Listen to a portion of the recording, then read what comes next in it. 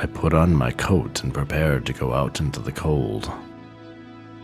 The nights come early this time of year, for it was Christmas Eve, and bitter winds from the craggy shores of Scotland often blew in from the sea.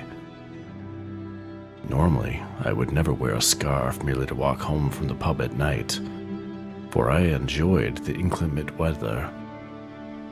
But this scarf was given to me by my assistant, Marina, as a Christmas gift.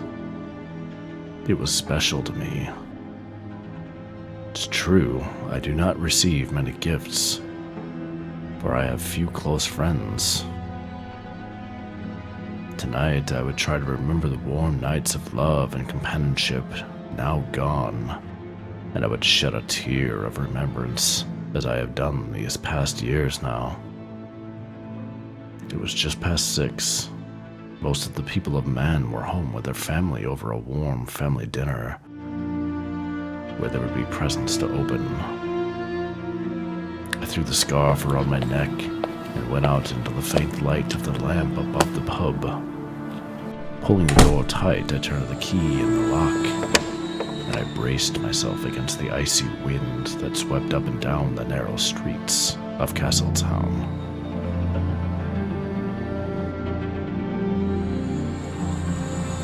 After a single step, I stopped, for I saw the silhouette of a man against the cold building. The street was empty, but for myself and this man. He looked startled when he saw I was watching him, for he must have been lost in thought.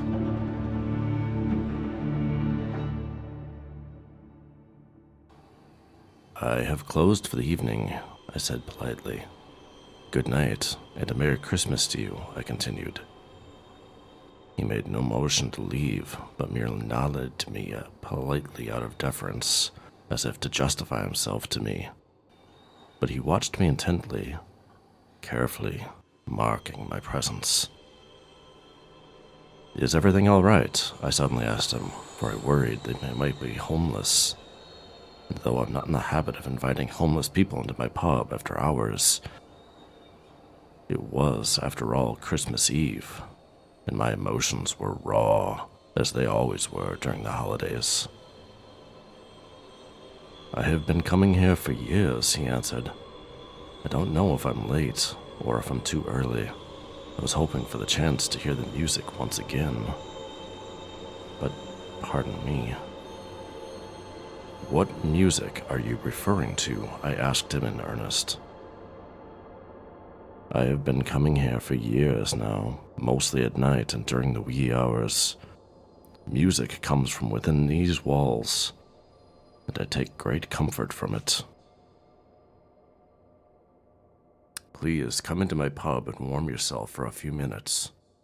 I will rouse the fire, for there are a few embers left still smoldering." Then I unlocked the door and held it open for him. He came almost reluctantly, for I believed that he was embarrassed to have bothered me. But at last he came forward and entered. I went to the fireplace, stoked up the dying embers, and soon a warm glow filled the room.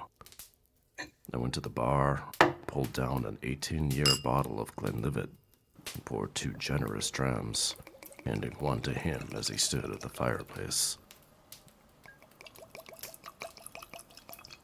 "Tell me about this music." "The first time I heard it was soon after my wife died.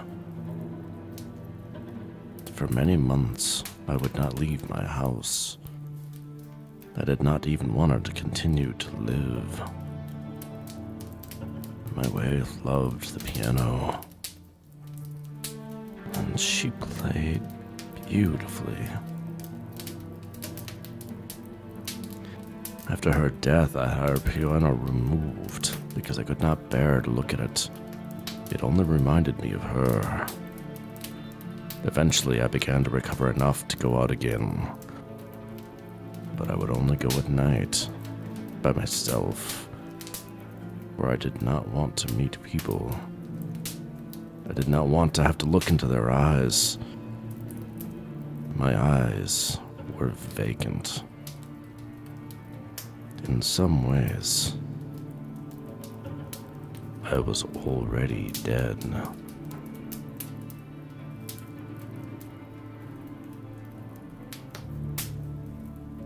He took a long sip of his whiskey, but he did not look at me.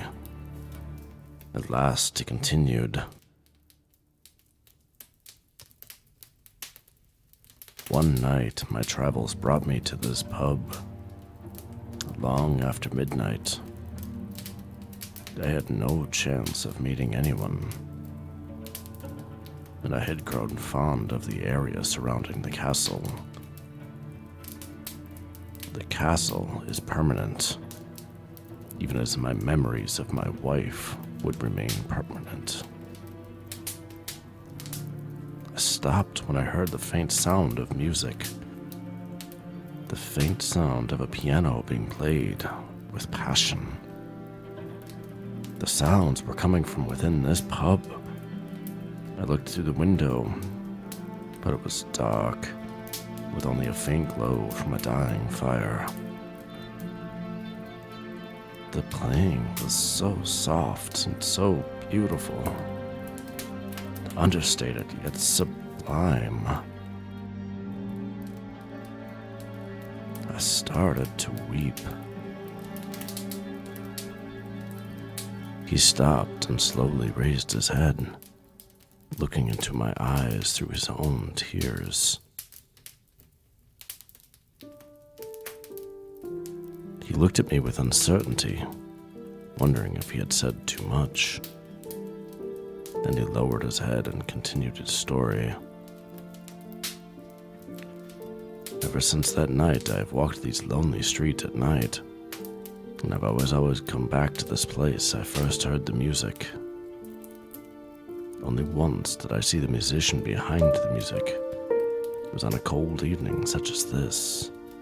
Snow fell upon the sky, and my walking brought me back to this place just as the door was opening. I stopped and waited. A tall, slim man came out into the bitter night and locked the door behind him. He did not look in my direction, so he did not see me.